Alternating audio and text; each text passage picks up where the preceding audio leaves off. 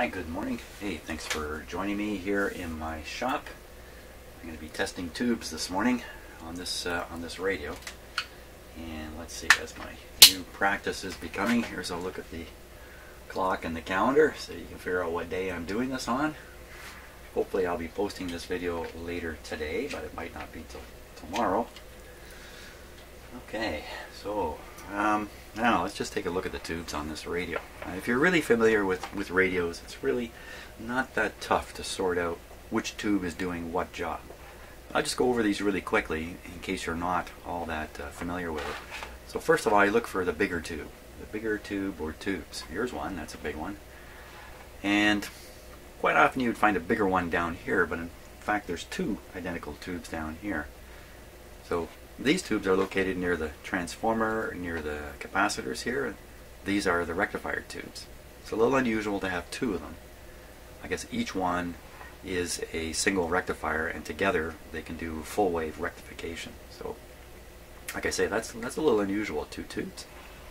The other big one is this one. The reason it's big is because it gets hot. And the reason it's hot is because it handles a fair bit of current. And the reason it handles a fair bit of current is because it's a hard working tube that's actually driving the speaker. So size kind of matters in these tubes. From here we can look at where the signal comes into the radio.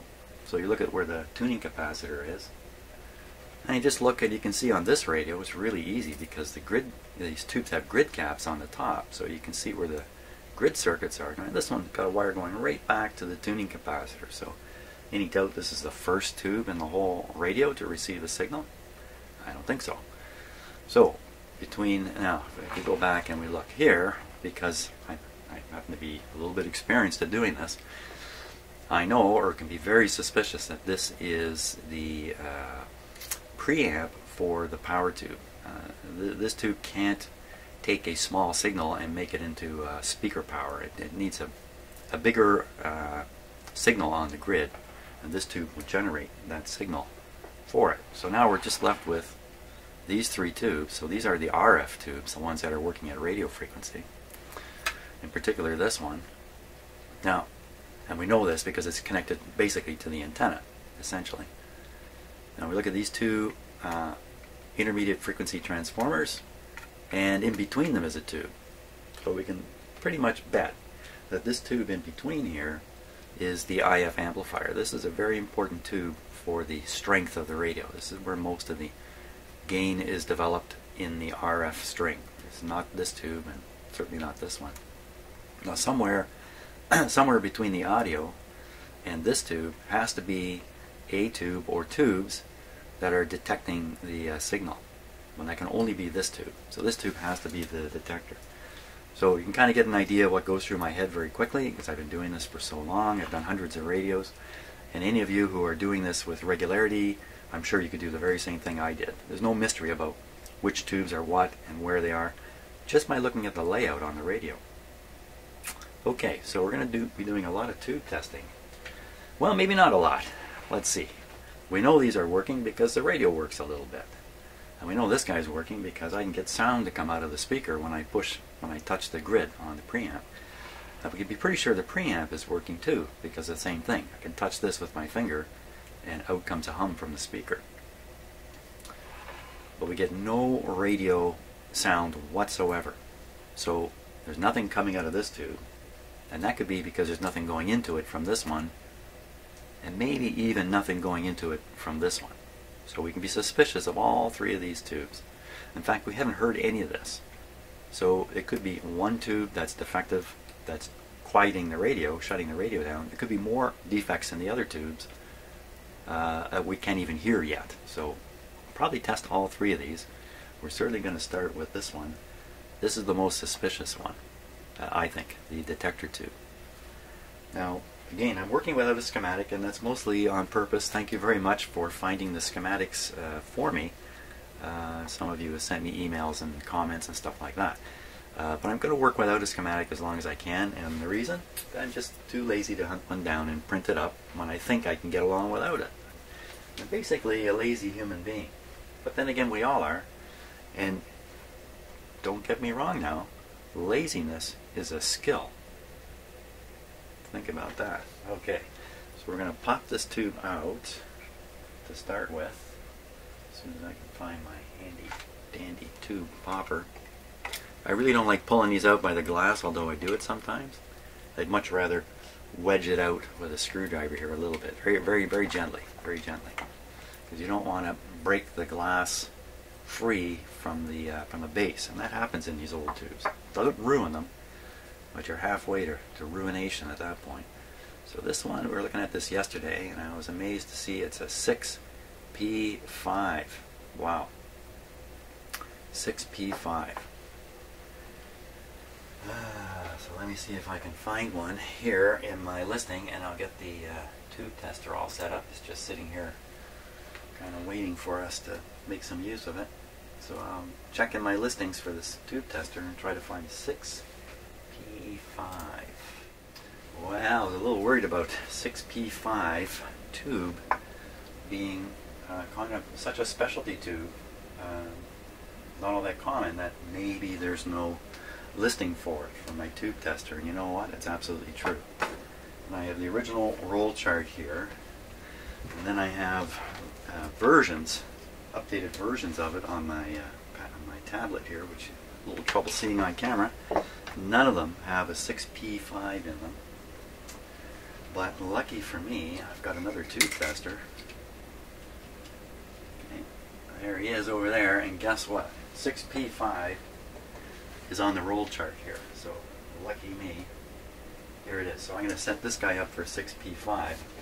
By the way, there's no I have a tube substitution book that came with a box of tubes that was given to me by one of my customers. When he picked up his radio, he gave, very nice enough, gave me a box with tubes in it, and this book.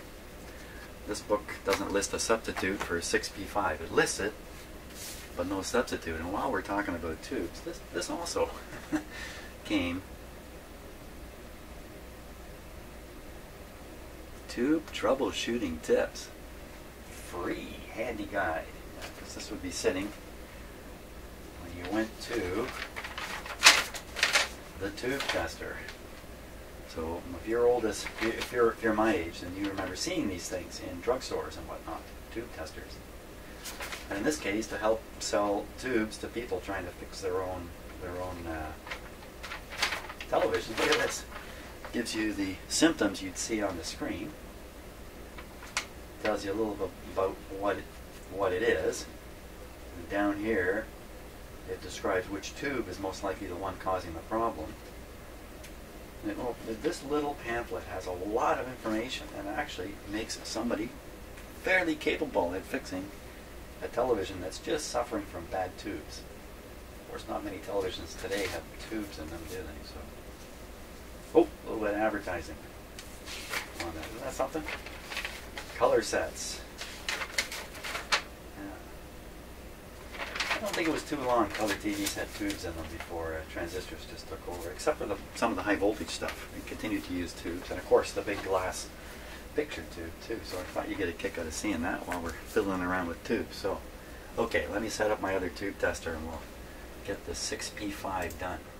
Okay, we're all set on this guy here. Let me just double check the settings before I put the tube in. 6.3 on the filament, 1 on the signal selection, whatever that means, 34H, bias, pin settings, 2, 7, 3, 0, 5, 0, 6, 1, 0, 37 on the sensitivity of the meter, F for the plate. This particular tube tester, you got to be careful with it. If you have these settings wrong and you plug a tube in, you're in trouble. Certainly, it's very important to always get the heaters correct, but on this tube tester, you got to get everything right. You can't be turning these dials while the tube's plugged in. Whereas my older one, actually, this one here, this one doesn't apply any voltage to the tube, other than the heater voltage, until you push the test button. So this one, you can whip the controls all you like. Okay, something to be aware of when you're doing tube testing. Okay, let's plug them in. It's definitely 6.3. There it goes. Wow, so if I have a replacement for this, it has to be exactly the right tube. There's no substitutes for it. Way to go, Mr. Rogers. Maybe that was actually his thinking. You know, I mean, it's a business, right? They're not trying to do this out of, for generous reasons. They're making radios to make money. So I think Mr. Rogers came up with his own set of tubes and built a pile of radios, got them out in the market, and then sold tubes. This doesn't have any listings here. This is mostly for television too. I was just going to jump and see what it said about a 6P5. Not there. Okay, the tube should be warmed up. We'll do the short test and watch the meter. I've only had one tube ever come upscale on this test, in this tester. And it turns out that tube, well, the tubes in a radio I just gave back. It actually worked fine. So no problem with leakage between the elements or shorts. So to test it, let's see. Okay, so 950 is the reject point. So if the meter doesn't get above where you see my finger now, then it's time to throw this tube away. Line check GM test. So it's right on the mark. It's right exactly where it should be. Well, that's kind of disappointing in a way because that means the tube is good. I have not found the problem yet, so I'm going to put him back in the radio. And we'll go after the one just ahead of it here. Let's see, he hasn't got all his pins. That's cheap, man. Don't put unneeded pins into your tube. Save a micro penny on each one as you build them. But, I shouldn't knock Mr. Rogers. The Rogers Corporation, which currently owns the biggest cable system in Canada, is a very successful company. Very successful. Big Canadian company. I think they mostly do Rogers, licensed by Thermionics Limited. Thermionics. So maybe Rogers had a deal with a tube manufacturer to produce these tubes. Okay, let's see what this one is.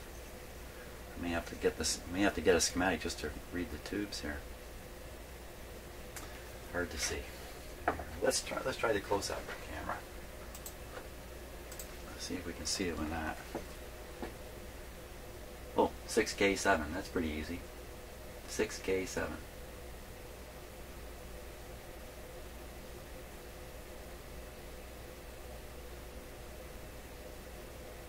Now that's a curious little thing right there. This little tab right here. I'm willing to bet that this tab is actually the electrical connection between one of these pins, I'd guess this one, and this outside spray coating that they have on here, making this a little like a metal tube, you know, except the metal has just been sprayed on here. Very nice looking, actually. Like, the manufacturing techniques were good for this. What did I say it was again? 6K7. Okay. Okay. Let me set up for that. 6K7. Keep saying it, Jim. 6K. Okay, we're ready for a double check now. Let's start right with the tube itself. 6. Can't afford to make mistakes here. 6K7. Okay. Forgot about it. 6K7.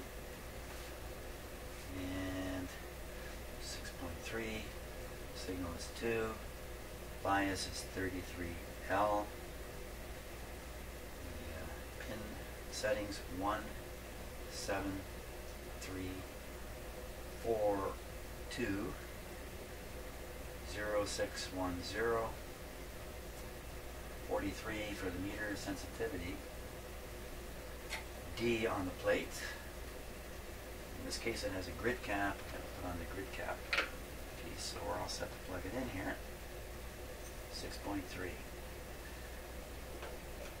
It's pretty tall too. Grid cap. Dual small cap, big cap.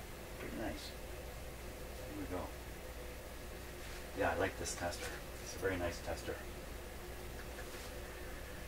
Better turn it on. If I don't turn it on, most tubes test really poorly when the tube tester's not switched on. So give it a moment to warm up. That kind of builds up the excitement here, you know. Will it work? Will it not?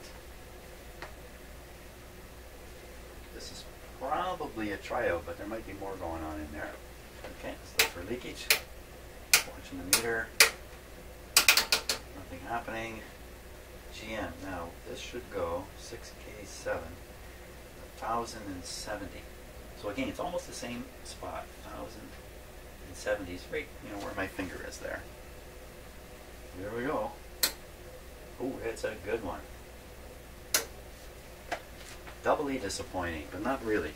These tubes may not be all that plentiful. I'll take that back. They probably are in this area of the world because there are so many Rogers-built radios out there. Even this one that's called a Crosley is actually a Rogers radio. So that tube passes muster quite nicely. So we gotta get back to thinking about something really wrong in the radio. But we'll go ahead and we'll do the first tube. That'd be the RF amplifier tube. The job of this tube is to sharpen the selectivity of the radio, kinda. It's let's just say it closes up the wide open mouth at the front end of the radio a little bit, so not as much stuff gets past it. I'm talking about radio signals and noise and other stuff. What gets past it is already somewhat selected for what you're interested in tuning, if I can put it that way. So important tube to make a radio work fairly well.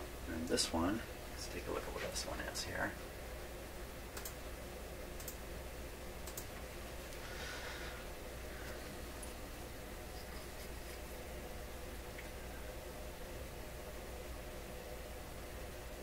A7. This has an M after it. The M probably stands for metal covering. If it's at MT, that would mean metal tube, which would mean this whole thing would be actually a metal can. As far as I know, the glass tube still exists inside it. 6A7, no doubt about it. Okay, so we'll get all set up for a 6A7 here. Okay, the dials are set here. Let's double check. Always double check. 6A7, I'm pretty sure it's a 6A7. 6.3. Signal is 1. Bias is 27L. 73445. 73445. And 1600. 1600. 30. Oh, I got this set wrong actually, but just barely. It's easy to look at the wrong thing on the listing here. It's too easy. It's too easy to make a mistake. I guess that's part of life, isn't it? Life, it's just too easy to make a mistake. So in this case, I still have the grid cap I got to put on. This is testing the whole tube. Just put it in. Switch on. What's going on with that? Oh, look at the tube. Oh, oh, oh, oh. Yikes. That didn't look good at all. I don't know if you saw that in the camera or not, but this tube started looking a bit like a light bulb. This is the least likely one to be bad. What happened there? Oh my gosh, let's go over this again. You see, there's a risk. There's a risk to doing everything, even just doing tube testing.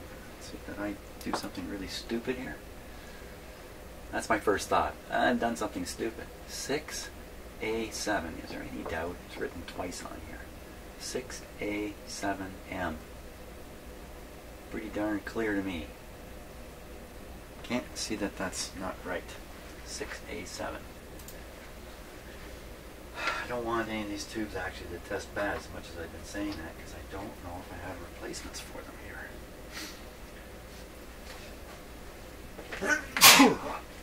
Excuse me. A little bit of dust kicking around in here, I guess. Okay, 6A7. Clear my head. Oh, I just cleared my head. Maybe things will work better now. 6.3. Okay, there's no question the voltage on the heater is 6.3. Signal is 1. That can't affect the tube. Bias 27L. That's definitely set right. That's H, that's L. Low and high. 73445. 73445. 1600. 1600.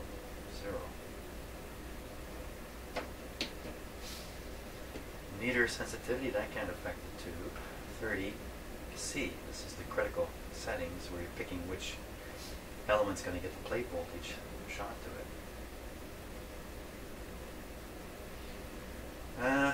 Shoot, everything is correct.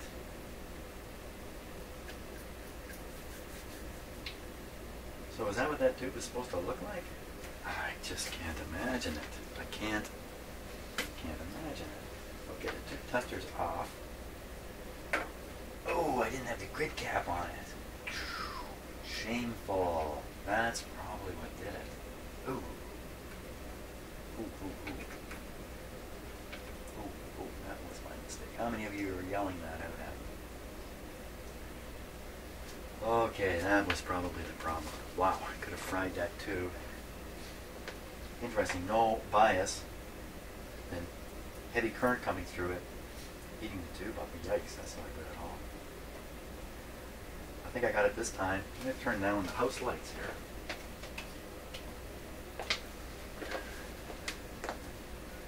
And so you get a good look at that tube just before it, you get a good look at the tube during its final moments. That's what it's going to happen here. Hope not. Here we go. Turning it on. Oh, look at it. It's still glowing up, just like a... Oh, I can't leave that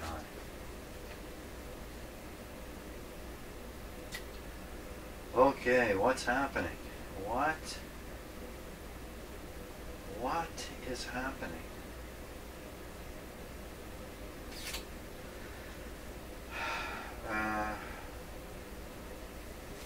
That's the question of the day. Let's see if I got a 6A7 on this guy.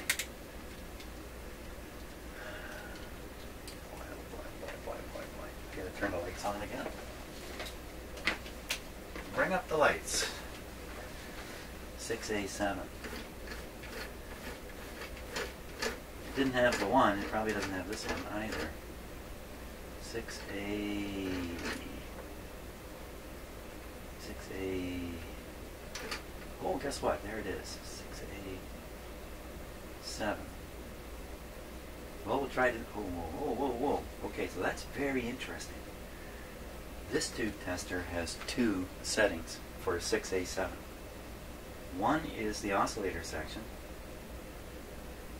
The interesting note here with it, and the other one is the pentagrid section. Cap equals G.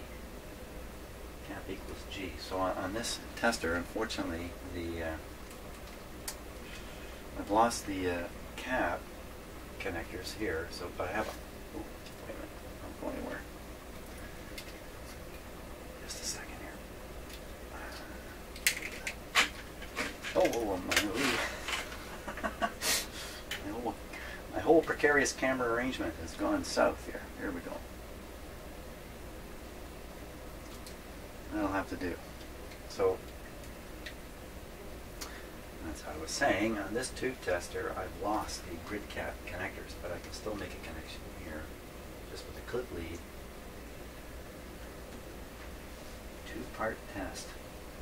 Now the other tester, it says whole tube. 6A7. What else does it say? Did I miss a note here?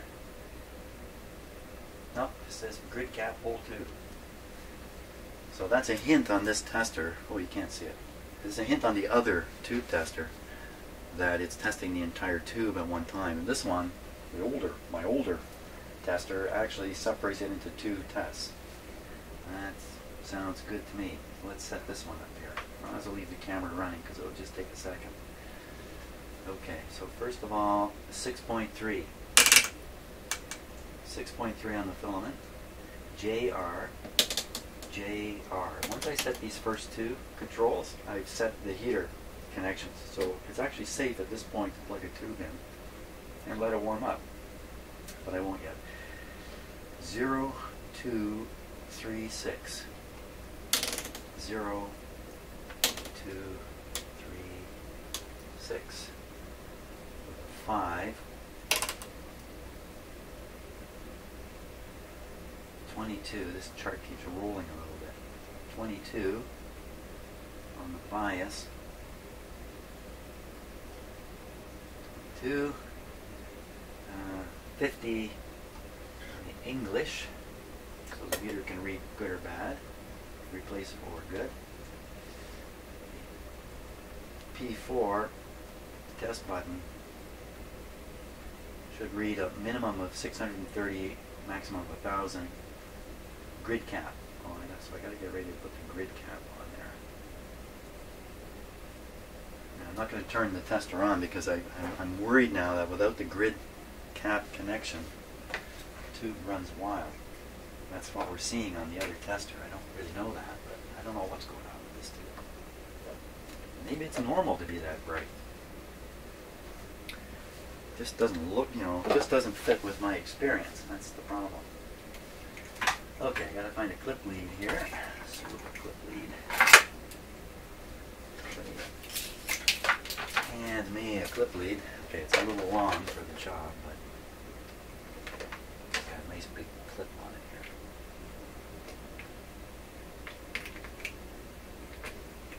Let's put it on this way. Okay, this is definitely the grid connection. Okay, double check time. Double check. I want to be as careful as possible. 6A7. Pentagrid section. 6.3 JR 0236 0236 5 22 50 P4 to test. No other notes. It's good to go. We got this set on English. This is the meter scale selector, and it's set for English good bad. Let's set it to I'm not sure. I think we leave it set on English. Whatever I'll take it back. We have to set this appropriate for the value, the expected value. Expected value is 630 and 1,000.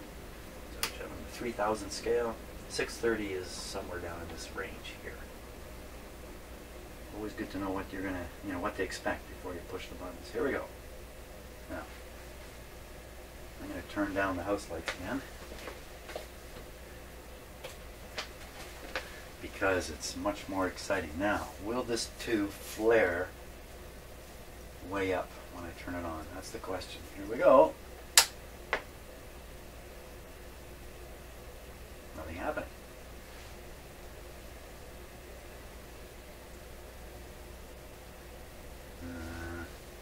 Oh yeah, that's warming up normally. What is this telling me about my other tube tester? Either I made some kind of goofy mistake on it, or the setting values, and I'm looking it over right now while I'm talking, the setting values are wrong, or something was wrong with the 6A7 settings. Can you even see? You probably can't quite see the heater there from the camera angle, but it's just, yeah, it's that yellowy colored light in the camera right below the grid cap there. So it's working, it looks normal. Yeah, wow, we got a tube tester that's blowing up the tubes. Wow, okay, we're ready for the test. So on this tester, to test for shorts, it's just a neon light back here. A wee bit. I lost all my camera setup. Got wrecked. chiropractic on it. Okay, I think you can see pretty much everything from here. So we'll test for shorts watching this light. Not a good indication. Normally, there are charges in the tube that as you flip this short light, a short test switch, the short light flashes. No flashing. That's already a sign that the tube is a dud. Okay, so push P4. Nothing.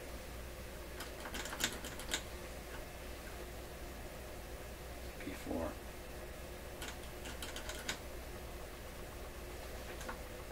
Not a thing. Okay, time to double check everything. Put on the lights. Wow, this has been the strangest tube testing thing I've ever had here. Okay, so we know that these are correct because the tube's heated up. JR 0236. I'm sorry to be putting you through this. 5, 22, 50. P4.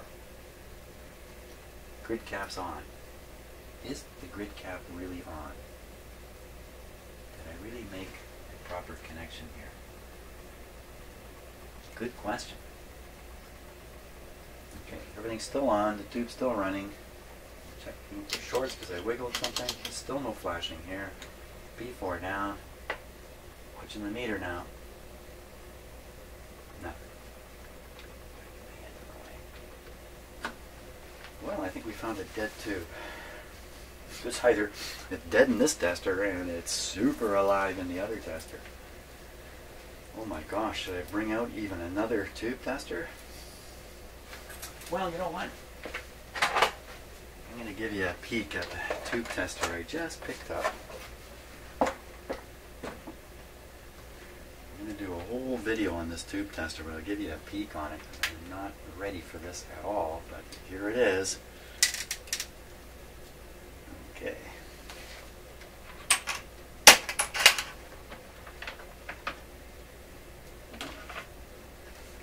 Check this one out. Now, we're not going to study this or anything like that, but wow, does this thing do anything like a 6A7?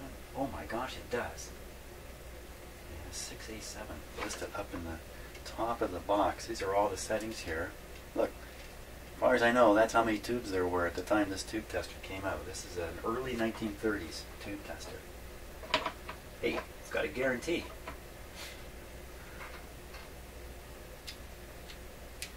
Guarantee. Fantastic. Wow, 6A7. Should I test this thing on here? No, I'm not ready to run this tube tester yet. I have to study it for a long time and figure out how to operate. So it looks to be in just fantastic shape though. So someday we'll get this guy going, but for now I'm afraid I'm just closing them up.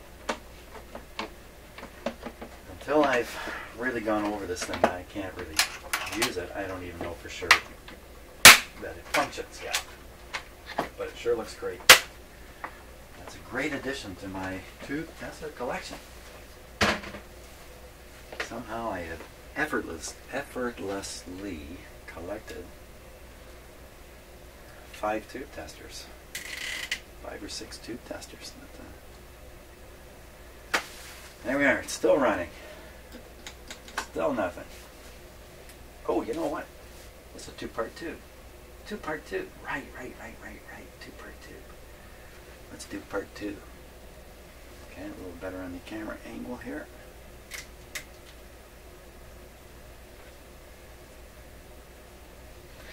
Okay, part 2.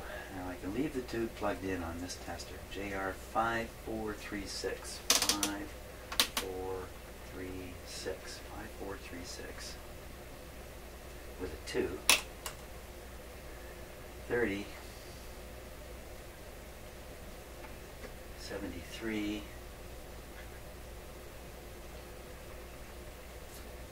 Now, a special note here. Oscillator section. Micro-modes only okay over 240 on 3000 scale. What does it mean by that? Micro-modes, which is what this meter reads. Micro-modes only okay over 240 on 3000 scale. Okay. So it's supposed to be, oh, I see. So usually on this tester they give a low and a high. And the low is the point at which if it falls below the low, you should get rid of the tube. So this one gives the high at 300, and then it says in a note, why would it do this? Micromole's only okay over 240 on 3000 scale. I don't know. Who knows what's going on? Let's give it a try now. Double check. 5436. 5436 with a 2. And 30. 70 something. 73. We're good to go. Let's try the short test. No flashing. No good. Now, which button are we pushing? P4. Here we go. It's a dud. This is a dud on both accounts. Must have something in common in the tube that's not connected anymore, like maybe the cathode connection has failed in there, or something of that sort. So it's pretty convincing that this is a dead tube. Now, the lucky thing is, there's another whole radio chassis with another full set of tubes. So I'm just going to go out, I'm going to get the other 6A7 from the other chassis, and we're going to repeat all this. Hey, doesn't that sound like fun? I'm going to turn this off, I'm still thinking. I will go fetch the tube. Okay, so here's the other tube. Looks identical. Pretty dusty, got to clean it up there, and we'll see what's we'll see what it says on the top. So first I just dry clean it. Don't put any liquid or anything on it. 6A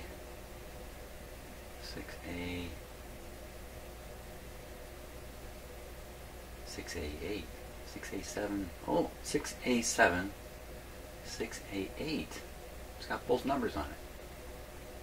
6A7, 6A8. Is that true of the tube we were testing?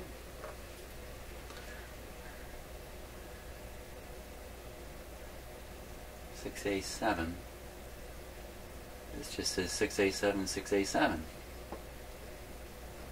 6A7. Okay, and the one I just brought in, 6A7, 6A8.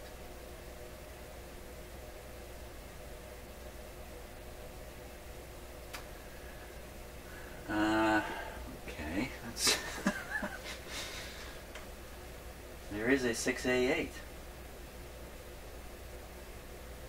on here. I'm reading the settings on my tube tester here.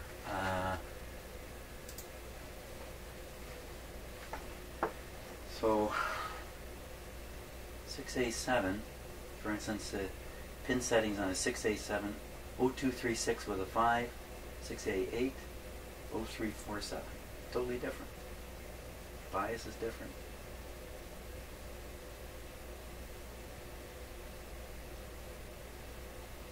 A8, there's two settings, 6A8 5647 and the 6A7 5436. They don't match at all.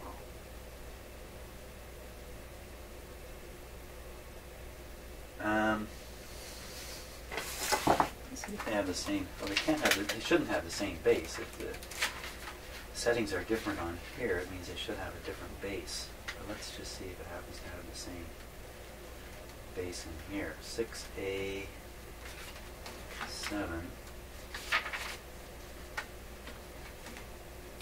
6A7, 6A8.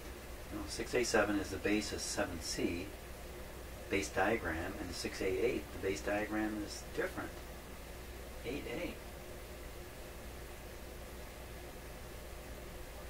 I'm paralyzed.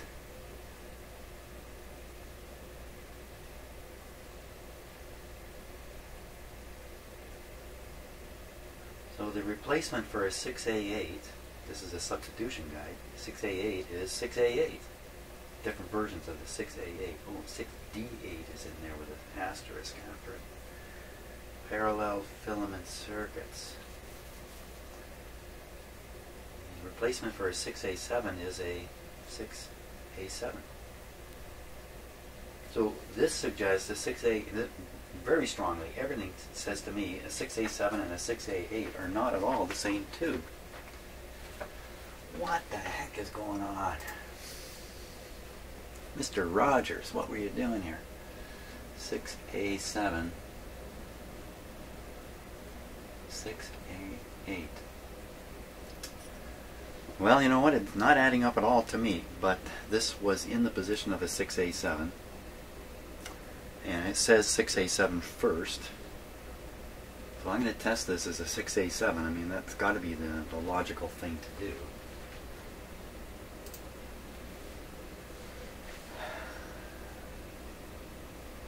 Goodness knows, logic always works. So if we go 6A7, 6A7, JR,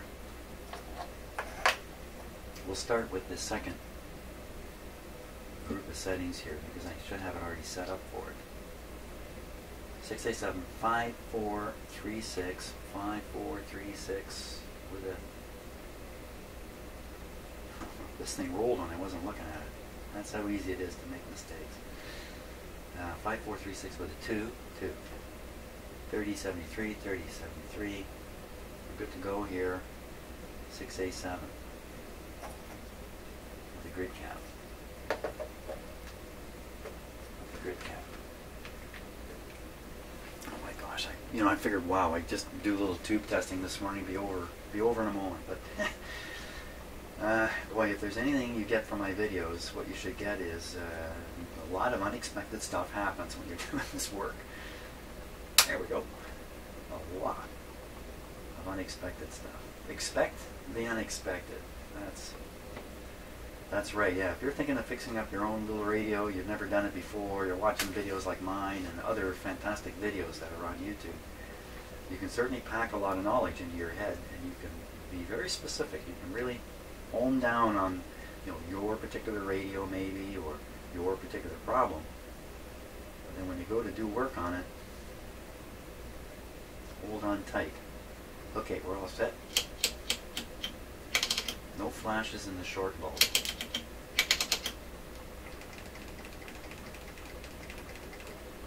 Okay, this guy tests dead, then some major mysteries going on. Test dead.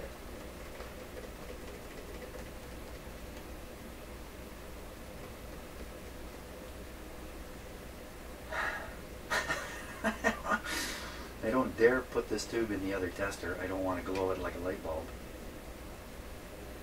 You know what? I don't believe it. I don't believe this is correct. I don't believe any of this. I'm a non-believer in my own tube tester here. Just going over the test settings. It's definitely on. Wow.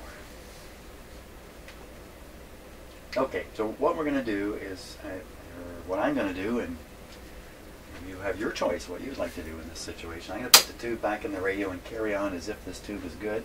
The original tube, in fact, you carry on with troubleshooting, things like that. I'll just keep it strongly in mind that there's some indications that this first tube is not working. Now there's other indications that there's problems other than this first tube, if the first tube is even a problem. I'm not so sure it really is. I think, wow. I think we've really gone down the rabbit hole on this tube here. So I'm just putting back the original one. Wow, I got so many questions now about what happened this morning. Now, is there a chance the radio will suddenly work? You know what? There is a chance. There is a chance that one of these tubes was not making contact in the socket, and by just taking it out, putting it back in, radio is fixed. So we need to eliminate that possibility. Well, I wouldn't want to, that's not quite the right way to put it. We don't need to eliminate the possibility I fixed the radio. We need to determine if that's what's happening. So I'm going to swing it around this way where I can see the clip leads here for the power. They're still fine. Everything looks good. Let's plug them in.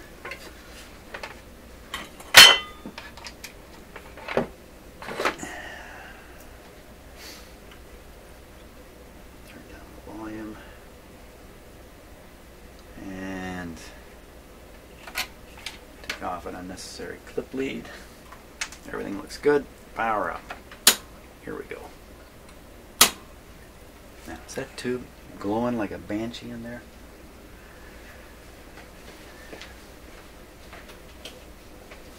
Okay, so banshees don't actually glow. Banshees scream. I still can't see. No, it's just lit normally. Look at those headlights on that radio. So, looks like everything's the way it was. Let's turn up.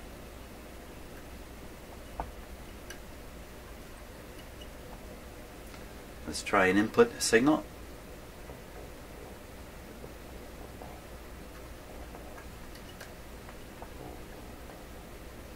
Humming very faintly. Now I've got that on restricted power here, so it's doing the same stuff.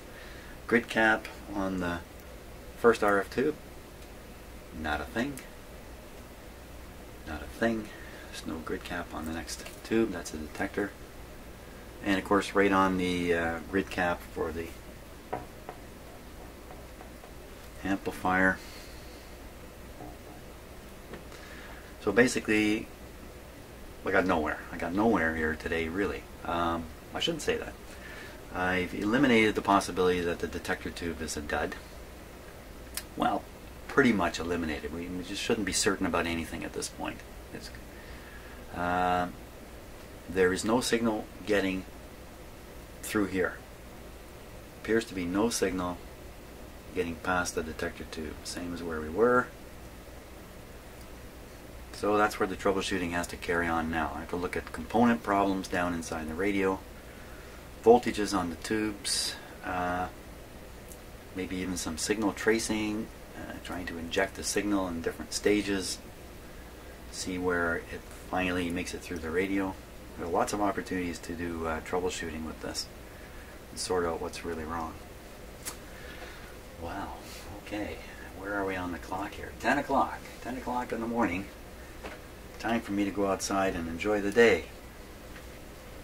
So thanks so much for watching. Sorry, it's kind of a, as usual, I turn on the cameras and things just head off in their own direction here, separate from what I'm expecting, which is what makes this so much fun. So much fun. It's really like a big puzzle.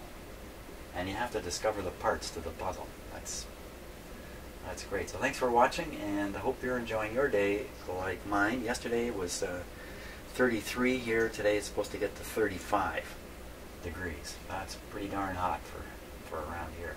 So we'll see ya.